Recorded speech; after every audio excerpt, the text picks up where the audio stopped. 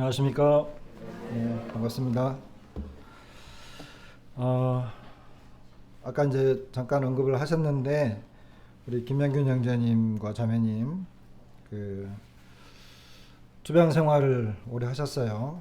계속 항암 치료를 받으셨고, 저기 온양온천 교회에 계시면서, 치료를 계속 받으셨는데, 제가 알기로는 이제 항암 치료보다는 자연 치료 쪽으로 이렇게 하는 것이 낫겠다는 생각을 하신 것 같습니다. 그래서 아마 식사라든지 우리 이제 식사라든지 그 다음에 여러 가지 또 아마 생각해 두신 치료 과정들이 있을 터인데 어쨌든 주님께서 은혜를 베풀어 주셔서 회복되기를 바라고 또 주님 얼마든지 그 회복하실 수 있는 그런 분이시기 때문에 감사를 드리고 또 이제 저희와 함께 이렇게 예배를 오늘 정말 오랜만에 함께 예배를 드린 것 같아요. 그래서 예배를 드리면서 주님을 의지하고 그리고 주님을 경외하는 이와 같은 심령으로 이제 우리가 예배를 드리잖아요. 그런데 이제 특히 육체에 어떤 질병이 있거나 또 마음에 소원이 있을 경우에 이게 더 강하게 보통 나타납니다. 그래서 감사를 드릴 때 참 주님께서 그 기도를 들으시고 또 은혜 베풀어 주시기를 간절한 마음으로 또 바라게 되었습니다. 또한 이제 우리 교회 가는골 교회가 참 연약한 교회잖아요. 그렇지만 이제 그 연약함 가운데서도 우리에게 더 이제 기도의 제목들이 있는 것 같아요. 그래서 그 기도해 왔었지만 특별히 또 이렇게 얼굴을 보면서 또 만나게 되기 때문에 계속 그 기도를 이어가시고 또 간절한 마음으로 또 이 치유를 위해서 기도해 주시고 다시 건강이 회복될 수 있도록 건강하셔서 하나님께 참 영광을 돌려드리는 그와 같은 이런 모임을 우리가 이루었으면 좋겠다 싶은 생각이 듭니다. 화북 쪽에 사시더라고요. 알고는 있었는데 오늘 아침에 가서 이렇게 모셔오면서 예배당 가깝고 그래서 그 주일에는 제가 이렇게 모시러 가겠다고 말씀을 드렸는데 함께 모이면서 또 기도하고 주님 은혜 베푸시기를 바라게 됩니다. 그리고 정기상 형제는 잘 알죠? 예, 뭐 우리 문복조 형제님께서는 자매님과 더불어서 내일 모레죠? 모레 올라가시죠? 어, 이제 한 2달 정도 계셨나요? 2달 정도 계셨는데 모레 이제 다시 그 캠프도 있고 또 이제 육지에 가셔서 이제 하실 일들이 좀 더 계셔요. 그리고 제가 알기로는 인덕원 교회에서 이제 아마 장로직 은퇴하는 일로 이렇게 또 그런 일들도 있고 해서 올라가십니다. 올라가셨다가 이제 다시 내려오시는 걸로 제가 알고 있는데 그 제주도 아니면 갈 데가 없으세요. 그래서 보니까 그래서 제주도가 이제 치유의 섬이잖아요. 제주도 첫 번째는 장수의 섬, 두 번째는 치유의 섬입니다. 그래서 주님보다 제주도를 더 사랑하면 안 되는데 다시 아마 오실 것으로 제가 알고 있는데 육지에 이제 계시는 동안 그 여정을 주님 돌보시고 또 좋은 이렇게 시간들을 좀 보내다가 또 그 완쾌 치유를 위해서 다시 이렇게 내려오시게 됩니다. 그 기간 동안 주님이 함께 하시기를 또 바랍니다. 내일은 모레 가시니까 오늘 좀 여유 있게 이렇게 교제하시면 좋을 것 같아요. 맛있는 거 사드리고 싶어도 자매님이 딱 드시는 게 있으셔가지고 많이 이제 조심성이 있어요. 네.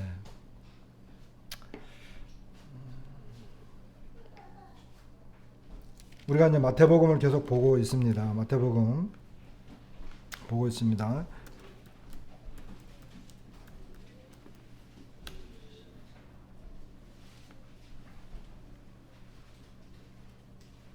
마태복음 21장이죠.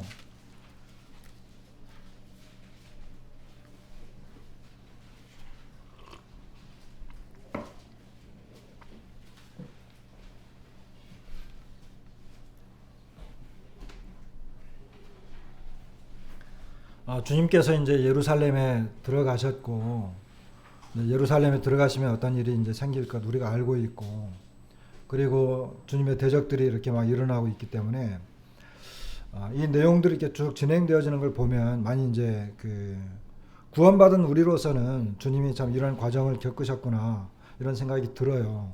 그러나 전체적인 분위기는 많이 이제 무겁죠. 그리고 복음서의 특징상 이 복음서는 우리 주님을 말해주고 있습니다. 예수님이 어떤 분이신지, 예루살렘에 왜 들어가셨는지, 그리고 예루살렘에서 어떤 일을 겪으셨는지, 어떻게 죽으셨고 부활하셨는지, 이런 내용들을 이렇게 이야기하면서 예수님은 정말 하나님께서 보내주신 하나님의 참 아들이셨다. 그분이 바로 우리의 구원자이셨다. 이게 복음서는 물론 우리가 이제 어떤 그 성도들의 교훈을 얻을 수 있는 부분도 많이 있지만 어쨌든 복음서의 목적은 예수님이 누구냐라고 하는 것을 증명하는 것입니다. 그렇기 때문에 예수님을 믿는 거죠. 물론 구원받은 우리들도 이 예수님을 믿는다고 하지만 그리고 그 예수님을 믿고 구원받았지만 그러나 많은 경우에 우리의 어떤 그 믿음의 내용을 보게 되면 사실 제자들처럼 믿음이 없는 경우도 많이 있어요. 그렇기 때문에 예수님이 어떤 분이시냐, 예수님이 누구냐라고 하는 것을 알아가면 알아갈수록 그리고 더 깊이 알면 알수록 사실 우리의 믿음도 더 커집니다. 그런데 이제 우리가 종종 실수하고 연약한 모습을 보이는 것은 예수님을 정말 잘 모르기 때문에 그리고 제가 한 번씩 이야기하는 것처럼 우리의 구원이라고 하는 것은 그 상당히 이기적인 경향이 많이 있을 수 있어요. 내가 구원받았기 때문에 라고 하는 것. 요즘 그 제가 읽고 있는 책 아마 여러분들 다 아실 건데 우리 그 저 뒤에도 있어요. 그 전도 출판사에서 나온 그 찰스 라이리가 쓴 그 세대주의의 바른 이해라고 하는 이런 그 책입니다. 여러분 기회 되시면 한번 읽어보시고 또 그 때가 되면 아마 함께 공부하게 될 텐데 예전에 제가 한번 읽어봤는데 그 요즘 다시 읽고 있거든요. 다시 읽고 있는데 확실히 제가 머리가 나빠요. 처음 보는 것 같거든요. 그리고 이런 내용이 있었나? 할 정도예요. 머리 나쁜 사람들은 어쩔 수 없는 것 같아요. 그런데 이제 그 책 내용을 읽다 보니까 이제 세대주의라고 하는 거, 저는 세대주의라고 하는 거를요 아주 오래됐어요. 아주 오래됐는데 뭐 얼마나 오래됐는지 생각이 잘 안 나는데 어느 날 김호정 형제님 그때 건강하실 때 육지에 이제 강사로 가셨다가 들어오셨어요. 그리고 이제 만나서 이제 저랑 둘이 가는데 저희 이제 형제 혹시 세대주의라고 들어봤어? 이러는 거예요. 그래서 네? 세대주의요? 그게 뭐예요? 그러니까 제가 알기로 김호정 형제님 그랬어요. 형제나 나나 우리가 세대주의더라고 이런 이야기를 하시는 거예요. 그것이 이제 제가 서귀포 가기 전이니까 제법 되긴 했죠. 한 90년대 아마 초중반 이 정도 된 것 같은데 그때 처음 들었어요. 그때 이렇게 처음 들어왔고 세대주의가 뭔지 그리고 내가 세대주의였었구나 하는 거를 그때 알았어요. 처음으로. 그렇게 해서 이제 책을 서점에 가서 세대주의가 뭐냐 막 이렇게 찾아보고 막 사고 구입을 해서 공부도 해보고 좀 있다 보니까 전도출판사에서 세대주의의 바른 이해 저 책이 또 나왔어요. 그때 이렇게 처음 그 들을 정도로 잘 몰랐던 거죠. 그런데 제가 말씀드리고 싶은 게 뭐냐면은 그 일종의 하나의 신학적인 책들이잖아요. 신학적인 책들인데 세대주의 우리가 세대주의라고 말할 수 있는데 대부분 세대주의에서 성경을 이해하고 있는 핵심적인 그 내용이 있어요. 세대주의가 이해하고 있는 핵심적인 내용. 보통 이제 세대주의하고 일반 장로교가 말하고 있는 것은 언약주의라고 하는 거거든요. 언약주의고 세대주의인데 이 두 신학 종류가 이렇게 양대 산맥처럼 쭉 가고 있는데, 언약주의는 하나님의 은혜로 말미암아 하나님이 우리를 구원하신다. 성경 창세기부터 요한계시록까지의 전체적인 이 구조의 이 핵심이 구원이에요. 구원. 이 구원은 하나님의 은혜로 말미암아 이제 구원을 이루었다. 그러니까 그 사람들은 창세기부터 요한계시록까지 모든 것을 이제 구원이라고 하는 어떤 그 핵심적인 가치를 가지고 이제 성경을 이렇게 봐요. 그렇게 이해하고 있고. 그럼 우리는 뭘까요? 세대주의는. 아세요? 세대주의. 우리는 뭐라고 생각하세요? 우리는. 세대주의의 분별은 물론 구원도 있지만 세대주의의 분별은 전체 내용을 보았을 때 핵심 주제가 뭐냐면 하나님의 영광이에요. 하나님의 영광. 그러니까 구원이라고 하는 한 단면이 있어요. 하나님이 우리를 구원하시려고 계획하셨던 이유, 구원하신 이유, 목적, 이게 다 뭘까요? 하나님의 영광을 위해서예요. 이것이 세대적인 사람들의 분별이에요. 나중에 이제 기회가 되면 이 내용에 대해서 다시 말씀을 드릴 건데, 책을 읽다 보니까 이제 물론 알고 있었지만 책을 읽다 보니까 이제 다시 그런 내용들이 자꾸 나와서 그렇지. 그런데 우리는 종종 구원을 너무 강조하다 보니까 이 구원이 물론 은혜로 우리가 구원을 받았지만 이 구원을 받은 나에게 많이 중심이 갖춰져 있어요. 내가 이제 뭐 천국 간다. 또 나는 뭐 이제 죄가 없다. 뭐 죄사함 받았다. 뭐 영원한 생명을 얻었다라고 하는 모든 이 관점이 나에게 초점이 맞춰질 수 있어요. 이제 그런 신앙은 이제 보통 이기적인 신앙. 그리고 구원도 어떤 면에서는 이기적인 구원을 받았을 수 있어요. 구원 받았으니까 됐다는 거예요. 그거 하나로 만족했다는 거죠. 그러나 그것이 아니라 모든 것은 목적이 하나님의 영광에 있습니다. 창조하신 것도, 이 세상을 심판하신 것도, 우리를 구원하신 것도, 주님이 다시 오시는 것도, 하나님 나라가 확장되어지는 이 모든 것들도, 그리고 영원한 세계로 들어갔을 때도 이 모든 것은 하나님의 영광에 있어요. 이런 것들은 우리 선배 형제님들이 올바르게 분별한 것 같아요. 제가 생각을 해도 그것이 맞다는 생각을 갖게 됩니다.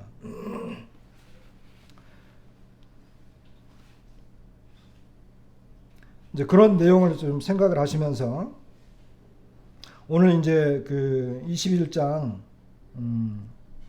12절 21장 12절부터잖아요.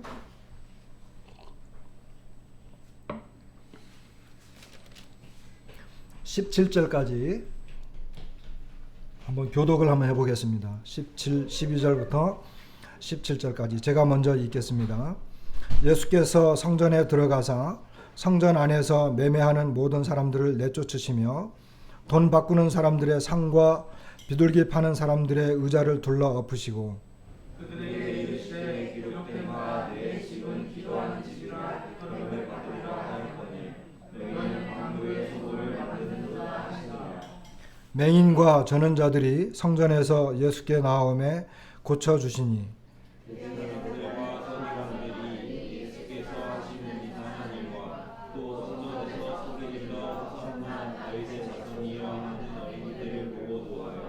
예수께 말하되 그들이 하는 말을 듣느냐. 예수께서 이르시되 그렇다. 어린 아기와 젖먹이들의 입에서 나오는 찬미를 온전하게 하셨나이다 함을 너희가 읽어본 일이 없느냐 하시고 그들을 떠나 성 밖으로 베다니에 가서 거기서 여하시니라. 네. 우리 주님은 나귀 새끼를 타고 예루살렘 성을 입성을 했습니다. 이것은 분명히 어떤 그 승리자의 영광스러운 입성은 아닙니다. 예수님께서 분명히 자신이 왕이고 메시아이며 구원자라고 하는 것을 예루살렘 성 입성을 통해서 분명히 증명하셨습니다. 백성들은 다윗의 자손이라고 이렇게 외치면서 지난번에 말씀드린 것처럼 시편 113편과 113편부터 118편까지는 이스라엘의 그 3대 명절, 유월절, 그리고 오순절, 그리고 장막절 때 이스라엘 백성들이 그것을 이제 노래로 하면서 부르는 내용이고, 특별히 118편에 있는 내용을 그 마태가 언급을 했는데, 이 118편의 어떤 전체적인 주제는 구원과 구원자입니다.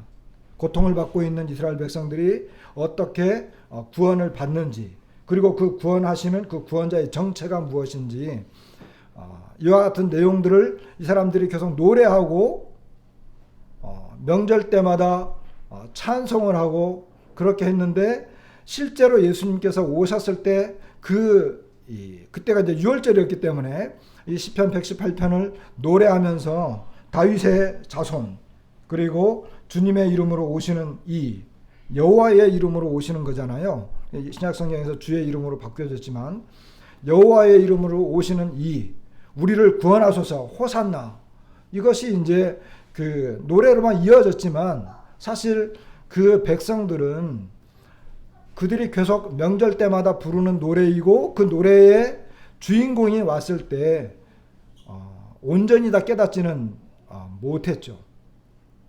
그러나 중요한 것은 주님께서 그 말씀을 그대로 이루시고 겸손하신 왕으로, 그래서 지난 시간에 이제 알렉산더 대제가 이제 이 팔레스틴 지역을 싹 점령을 하면서 예루살렘을 구원해 주셨잖아요.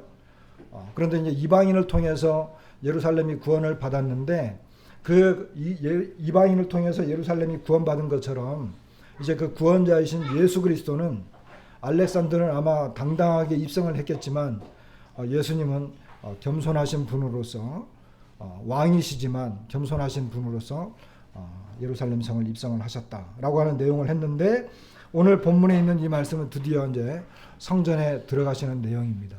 우리가 잘 알고 있는 것처럼 성전에 들어가셔서 여기 매매하는 사람들을 내쫓으시고, 그리고 돈 바꾸는 사람들을, 그리고 상과 비둘기 파는 사람들의 상과 의자를 이렇게 둘러 엎으시는 이와 같은 장면이 나옵니다. 이때가 유월절이잖아요. 수많은 사람들이 해외에서 많이 몰려들었어요. 수만 명이 되는 거죠. 그리고 이제 요한복음에 있는 것처럼 나사로의 사건 때문에 굉장히 많은 사람들이 그 이적을 보고 예수님을 아마 따랐을 것입니다. 그런데 성전에 들어가 보니까 어때요? 매매하는 사람들의 모습을 본 거죠.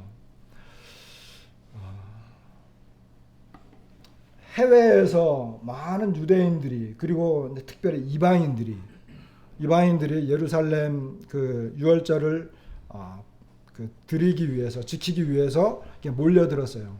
그런데 이 사람들이 갖고 있는 이 화폐는 이방 화폐거든요.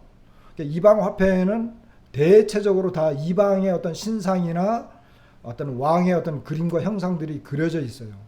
그걸 가지고 성전에서 그대로 쓸 수가 없어요. 그러니까 성전 화폐로 이걸 환전을 해야 됩니다. 그래서 성전 화폐로 환전을 하고 뭐 짐승을 사거나, 그리고 성전세를 드리거나, 이런 과정이 필요했기 때문에 이것을 이용을 해서 이제 그 성전 그 안에서 매매하는 사람들, 이런 사람들이 생겼던 거예요.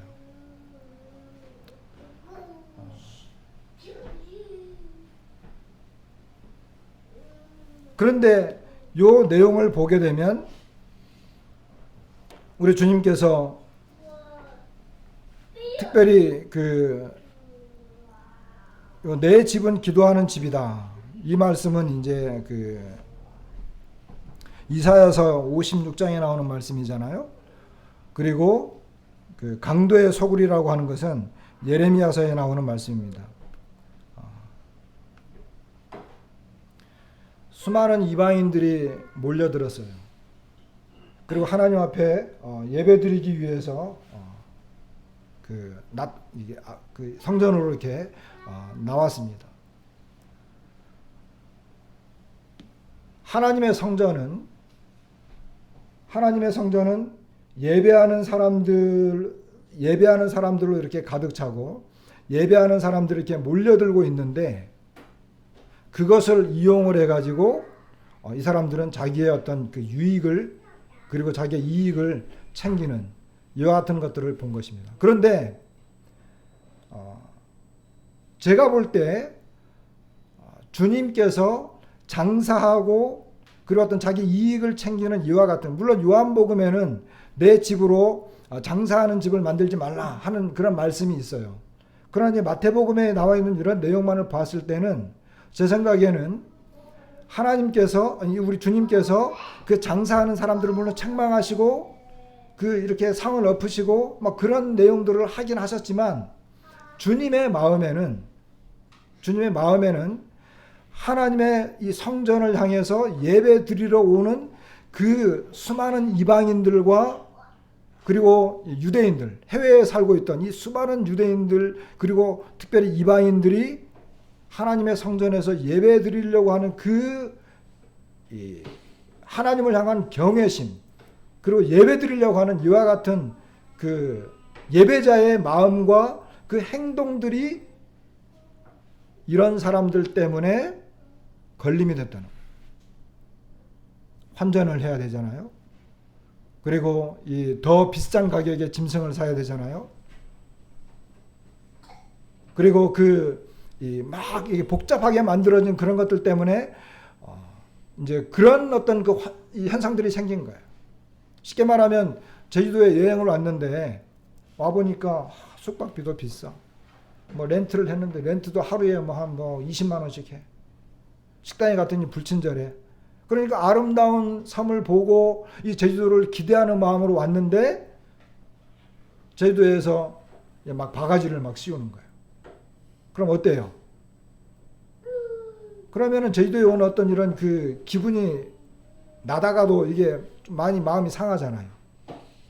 근데 주님 마음에는 그랬던 것 같아요. 주님 마음에. 그 수많은 예배자들을 보면서 그 사람들이 성전에서 예배를 드려야 되는데 이 사람들 때문에 이게 부당한 대접을 받는 거예요. 그러니까 주님이 이사야서에 있는 이 내 집은 기도하는 집이다. 이 말씀을 인용을 하신 거예요. 이사야서 56장은요. 이사야서 55장 아마 여러분 복음 전할 때 이사야서 55장은 거기 이제 구원하는 내용이 나와요. 이방인들이 어떻게 구원받는 내용인지를 나와요. 그리고 56장에 가면은 이방인들 그리고 고자들 이런 사람들에게 하나님께서 특별한 언약을 하세요.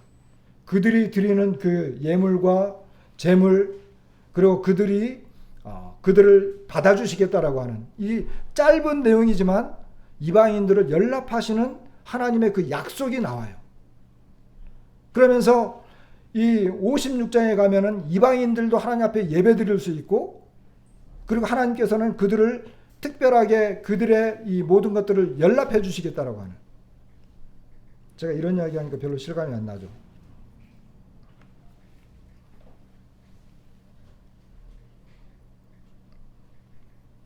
제가 읽어드릴게요. 여호와께 연합한 이방인은 말하기를 여호와께서 나를 그의 백성 중에서 반드시 갈라내시리라 하지 말며 고자도 말하기를 나는 마른 나무라 하지 말라. 내가 5절에 보니까 내가 내 집에서 내 성 안에서 아들이나 딸보다 나은 기념물과 이름을 그들에게 주며 영원한 이름을 주어 끊어지지 아니하게 할 것이며 여호와와 연합하여 그를 섬기며 여호와의 이름을 사랑하며 그의 종이 되며 안식일을 지켜 더럽히지 아니하며 나의 언약을 굳게 지키는 이방인마다 내가 그들을 나의 성산으로 인도하며 기도하는 내 집에서 그들을 기쁘게 할 것이며 그들의 번제와 희생을 나의 제단에서 기꺼이 받게 되리니. 주님 하나님께서 그들의 번제와 희생을 기꺼이 받겠다는 거예요. 이는 내 집은 만민이 기도하는 집이라 일컬음이 될 것이니라. 주님의 이 말씀을 인용하신 거예요. 그들에게. 그러니까 열방에서 모여든 그 이방인들이 하나님 앞에 예배드릴 때 주님은 열방이 구원받고 하나님 앞에 경배드리는 이와 같은 것들을 바라보면서 하나님의 성전, 그리고 진짜 성전이죠. 우리 주님이 진짜 성전된 예수 그리스도께로 나아오는 사람들을 주님이 받아주시려고 하는데 기득권자들, 그리고 종교인들, 그리고 자기 이익에 눈먼 사람들, 요 이사야서 56장 전반부에는 이런 약속, 이방인들에 대한 약속이 나오지만요, 그 9절 후반부에 보면 어떤 말씀이 나오느냐면, 이스라엘의 파수꾼들은 맹인이요 다 무지하며 벙어리 개들이라, 짖지 못하며 다 꿈꾸는 자들이요 누워있는 자들이요 잠자기를 좋아하는 자들이니 이 개들은 탐욕이 심하여 족한 줄을 알지 못하는 자들이고 몰지각한 목자들이라, 다 제 길로 돌아가며 사람마다 자기 이익만 추구하며, 이런 내용이 나와요.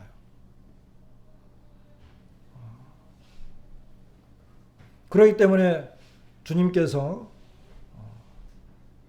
성전을 사모해서 하나님을 경외하는 마음으로 나와왔던 그 사람들을 주님이 바라보셨을 터인데, 그와 같은 것들이 어떤 이 몰지각한 사람들 때문에 제재를 받고 불이익을 당하고 하나님 앞에 나아가는 이와 같은 것들이 어려움을 당할 수 있었기 때문에 주님 그런 말씀하신 것입니다.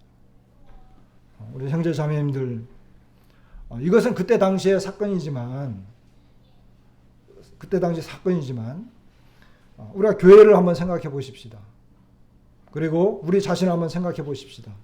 나는 불신자들이, 그리고 이방인들이죠, 아니면 또는 성도들이 하나님 앞에 나와서 예배를 드리려고 할 때, 하나님을 경외하는 심령으로 이 교회를 나오고 싶어 할 때, 나는 그들에게 얼마 많은 유익을 끼치고 있는가. 죄송하지만 어떤 면에서는 내가 다른 사람들에게 불편을 끼쳐드릴 수도 있어요. 우리의 말과 태도 때문에. 그리고 우리가 우리의 준비되어 있지 않은 그런 모습들 때문에. 믿지 않는 사람들이 우리 교회에 왔을 때 정말 편안하고 쾌적하고 이런 실제 환경뿐만 아니라 우리가 하나님을 향해서 경외하는 심령으로 준비되어진 마음을 가지고 하나님 앞에 예배 드리려고 할 때, 어떤 외부 사람이라든지 이방인이라든지 외부에서 온 성도들이라 할지라도 그들을 위한 우리의 이 준비는 과연 얼마나 되어 있을까? 오히려 내가 어려움이 되지는 않는가? 이런 것도 생각해 볼 수 있습니다. 우리가 예배당을 깨끗이 하는 이유는 뭘까요? 성전이 아무리 화려한 헌물과 미석으로 꾸며졌다 할지라도 그 안에서 행해지는 몰지각한 일들, 자기 이익을 추구하고 정말 왕이 왔음에도 불구하고 왕의 눈에 거슬리는, 우리가 이 말씀을 생각해 보면 우리 주님이 광야에서 성막이 지어졌을 때 어땠습니까? 처음 예배를 드렸을 때 하나님께서 그들에게 이 하나님의 영광이 임했잖아요. 성전도 마찬가지. 근데 지금 주님이 성전에 왔을 때 주님의 이마살이 찌푸려진 거예요. 우리 주님께서 제주 가랭골 교회를 들어왔어요. 우리가 알지 못하지만. 그럴 때 주님이 정말 우리를 볼 때 얼마나 환한 모습으로 볼지, 아니면 이마살을 찌푸릴지.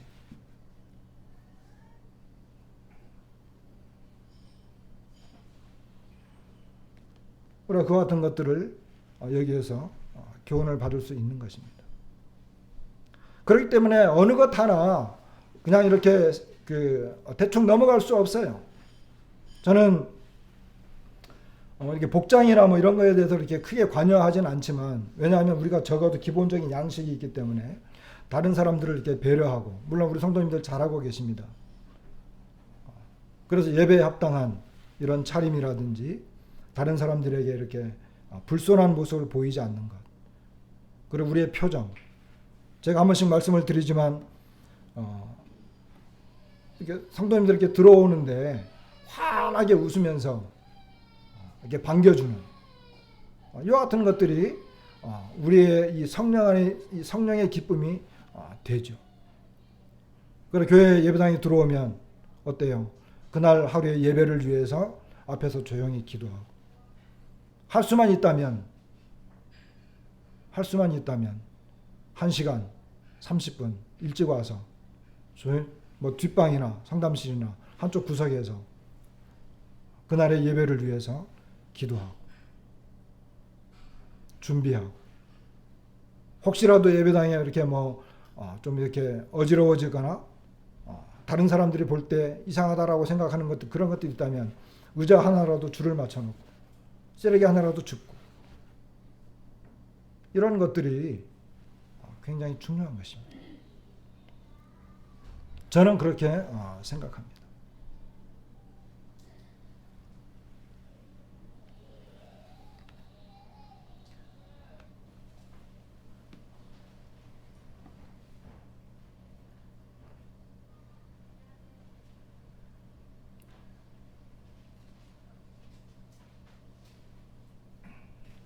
예레미야 7장에서도 여전히 주님은 이런 말씀을 하셨어요. 7장 4절에 보니까 너희는 이것이 여호와의 성전이라 여호와의 성전이라 여호와의 성전이라 하는 거짓말을 믿지 말라.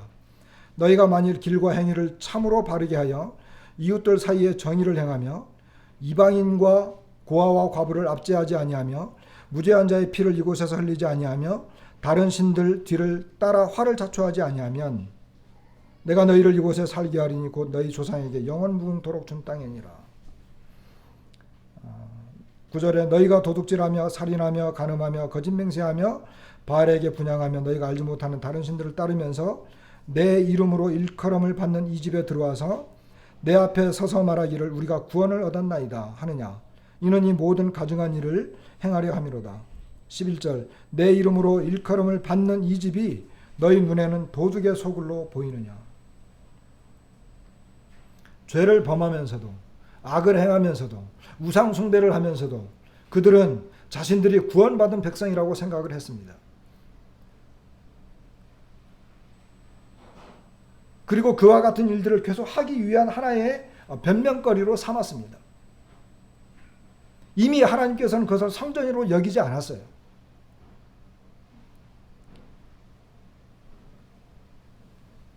그래서 그들의 이익을 추구하기 위해서 이 도둑의 소굴, 사실 이 도둑의 강도의 굴혈, 강도의 소굴이라고 하는 것은요, 그 다른 번역서에 보게 되면 이 반역자의 굴이라고 하는 표현으로 이렇게 번역이 된 게 있어요.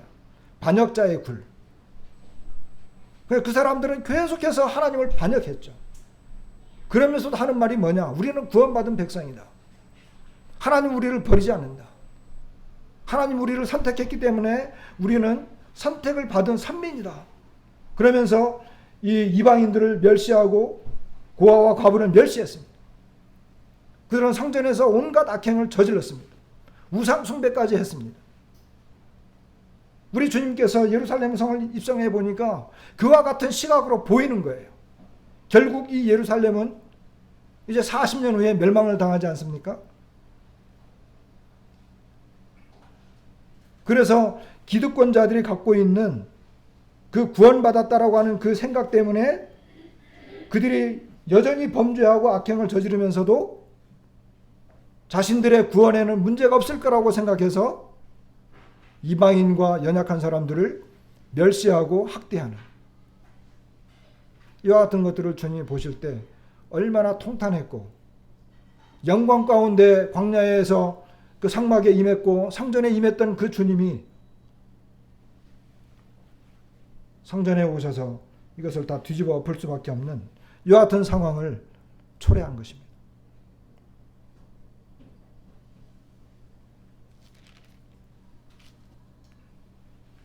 본문의 14절에 보니까 맹인과 저는 자들이 성전에서 예수께 나오매 고쳐주셨다. 맹인과 저는 자들. 사실 이 성전에는 맹인이나 저는 자들이 이 성전 안에까지는 들어갈 수 없어요. 사도행전에도 보면은 나면서부터 안진뱅이 된 자를 베드로와 요한이 고쳐주는 장면이 나오잖아요. 미문에 앉아있던 이 사람을. 이건 아마 성전 바깥들에 성전 아마 바깥들, 이방인의 뜰, 거기까지만 아마 이 사람들이 들어올 수 있었던 것 같은데, 맹인이나 그리고 저는 자들이 성전에 왜 올까요? 사도행전에 보면 어떤 사람은 구걸하기 위해서 오는 경우도 있지만, 그러나 맹인이나 저는 자들이 성전에 오게 되는 이유는 뭘까요? 아마 이때는 그 잔치 기간 바로 얼마 전이기 때문에 수많은 사람들이 있고 어떤 도움을 받을 수 있을지 모른다는 생각을 했을 수도 있고, 뭐 구걸하는 사람도 있을 수 있고, 그러나 제 생각에는 성전에 이런 사람들이 온다고 하는 그 이유는 목적이 분명할 거라고 생각합니다. 하나님의 은혜와 긍휼을 얻기 위해서. 우리가 하나님 앞에 예배드리러 왔어요. 믿지 않는 사람들은 하나님 앞에 나올 때 어떤 그 은혜와 긍휼을 얻기 위해서 옵니다. 정말 구원받기를 원해서. 하나님, 저도 구원받기를 원합니다. 이 교회에서 정말 내가 구원받을 수 있는 그런 가르침과 복음이 있다고 한다면 저에게 구원받을 수 있는 길을 열어주십시오. 저 하나님의 은혜를 구합니다. 이런 마음들이 있을 터이고, 그러나 우리 믿는 성도들도 보면 세상에 살아가면서 많은 어려움과 고난을 겪습니다. 고통 가운데 있을 수 있습니다. 그러나 우리가 교회에 나와서 하나님 앞에 예배드리는 이유는 뭘까요? 주님 앞에 나오는 이유는 뭘까요? 많은 경우에 우리는 하나님의 은총을 바라기 때문에 오는 거죠. 교회에 와서 성도들을 볼 때 우리가 기쁘고 위로를 받지만, 그러나 정말 성전에 왔을 때 정말 바라는 것은 하나님의 긍휼과 그 인자하심으로 말미암은 은혜입니다. 이 사람들은 아마 대부분 그러한 목적으로 왔을 것입니다. 그런데 성전은 자기의 이익과 탐욕과 거짓과 이런 몰직하간 일들이 벌어지고 있어요. 그런데 특별한 표현이 여기에 나오죠. 맹인과 저는 자들이 어디에서? 성전에서 예수께 나오며. 성전에서 예수께 나왔어요. 우리 주님이 정말 구원자이신 것을 이제 증명하신 것입니다. 우리 주님이 정말 위로자이신 것을 보여주신 것입니다. 우리 주님이 정말 치유자이신 것을 보여주신 것입니다. 맹인들이 눈을 떴습니다. 저는 자들이 똑바로 걸었습니다. 왜 이걸 알 수 있느냐 하면은 그 서기관들이, 이 대제사장과 서기관들이 예수께서 하시는 이상한 일, 15절에 이상한 일, 이 이상한 일이라고 번역이 됐지만 이것은 놀라운 일입니다. 이 놀라운 일이라고 하는 것이 더 올바른 번역입니다. 이 놀라운 일이 뭐겠습니까? 바로 우리 주님이 성전에서 온당한 대접을 받지 못하고, 성전에서 올바로 대접을 받지 못하고, 성전에 정말 소망을 가지고 나왔지만 고침을 받지 못한 사람들이 예수님께 나왔을 때 참 성전 되신 우리 주님, 그리고 참 하나님이신 그분, 마땅히 경배를 받으셔야 될 그분이 이 사람들을 고쳐줬을 때, 정작 이 종교 지도자들은 그 놀라운 일을 목도한 것입니다.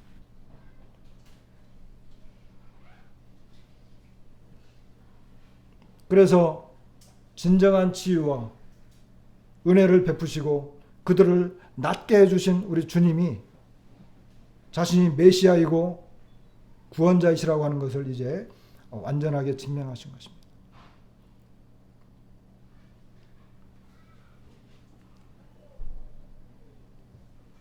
이 사람들이 오히려 예수님께 대적을 하면서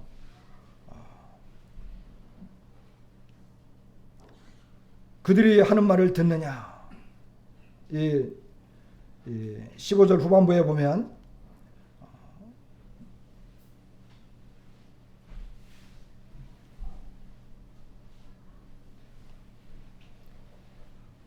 호산나 다윗의 자손이여 하는 어린이들을 보고 노했다 그랬잖아요. 그러니까 이 사람들이 이 찬송 소리를 듣느냐 이런 이야기를 하는 거죠. 좀 이렇게 멈추게 하라는 거죠. 그러니까 주님께서 어린 아기와 젖먹이들의 입에서 나오는 찬미를 온전하게 하셨나이다 하는 말을 너희가 읽어본 일이 없느냐, 이렇게 이야기하는 것을 보게 됩니다. 이 말씀은 우리가 잘 알고 있는 시편 8편에 있는 말씀입니다. 시편 8편. 우리가 찬송으로도 많이 알고 있잖아요. 여호와 우리 주여, 주의 이름이 온 땅에 어찌 그리 아름다운지요. 또 뭐 주의 손가락으로 지으신 주의 하늘과 별과 달을 내가 보으니, 뭐 이런 아름다운 찬송이 나오는데, 특별히 2절에는 이런 말씀이 있어요. 주의 대적으로 말미암아 어린아이들과 젖먹이들의 입으로 권능을 세우시며, 이런 말씀이 있습니다. 그러니까 이미 주님께서는 여기에 나와 있는 이 대제사장들과 서기관들을 주님을 대적하는 사람으로 인정한 것입니다. 우리 주님께서 정말 메시아로서, 그리고 구원자로서 그분의 능력을 분명히 증명하셨음에도 불구하고, 그리고 그것에 대해서 어린아이들이 찬양하는 이런 소리를 멈추게 하는 그들은 바로 대적자들이죠.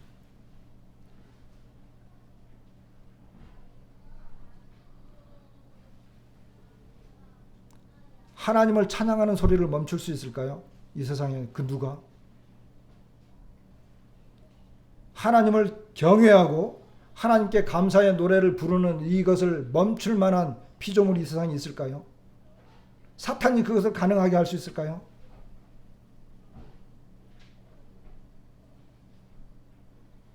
우리가 아무리 악하다 할지라도 내가 하나님을 돌아선다고 해서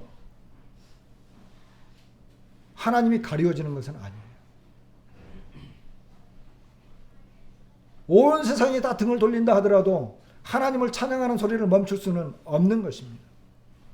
이 세상 피조물 중에 그 어떤 것도 가능하지 않습니다. 대제사장들과 서기관들이 야 그만해 그러면 애들이 쫄아서 도망가야 되잖아요. 근데 오히려 그들은 아마 더 큰 소리로 찬양했을 거예요. 어린아이들보다도 못해.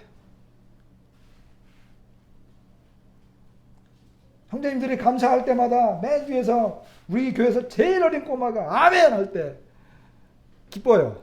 그죠? 아닌가 보다. 아멘 소리를 멈출 수 있는 건 없어요. 어린아이들 그들보다도 못했던 거예요. 어른들이 잠잠하면 어린아이들이 찬양을 합니다. 눈먼 서기관들과 서기관들과 대제사장들이 눈먼 행동을 했을 때 오히려 눈을 뜨게 해서 하나님을 찬양하게 하십니다.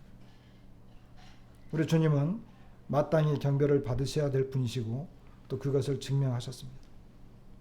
내가 예수님을 믿지 않는다고 해서 예수님의 영광과 우리를 구원하시는 그 모든 것들이 사라지는 게 아니에요.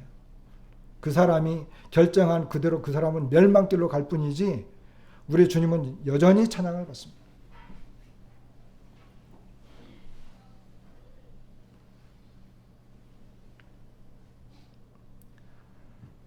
이 내용은 우리 주님은 여전히 찬송과 경배를 받으시지만 그 내면에는 대적자들이 존재하고 있는 걸 보게 됩니다. 이것이 우리 성도들에게 해당이 되지는 않겠지만 그러나 많은 경우에 세상에서 일어날 수 있고, 그리고 우리가 어떤 육신적인 생각과 악한 마음을 갖고 있을 때 우리들 가운데서도 얼마든지 일어날 수 있는 그와 같은 내용들이기 때문에 어두운 부분도 있지만 그러나 여전히 우리 주님이 어떤 분이신가, 그분이 진정한 메시아로구나 하는 것이 확연히 증명되고 있는 장면입니다. 주님은 성전을 떠나서 밖으로 나가셨습니다. 여러 가지 의미가 있겠지만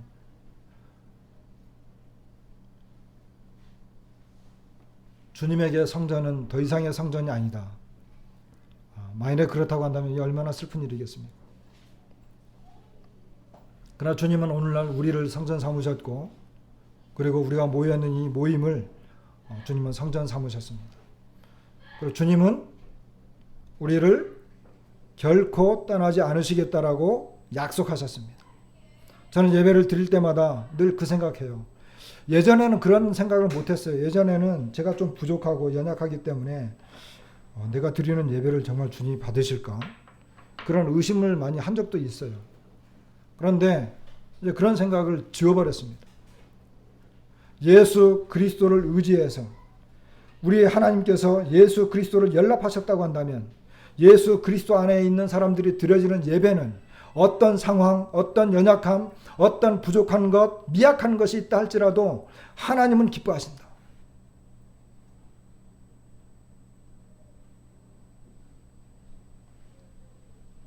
이것이 내가 대충 드려도 된다라고 하는 의미가 아니라 하나님은 예수 그리스도를 통해서 나오는 이 거듭난 자녀들의 찬송과 경배를 하나님은 기뻐 받으신다.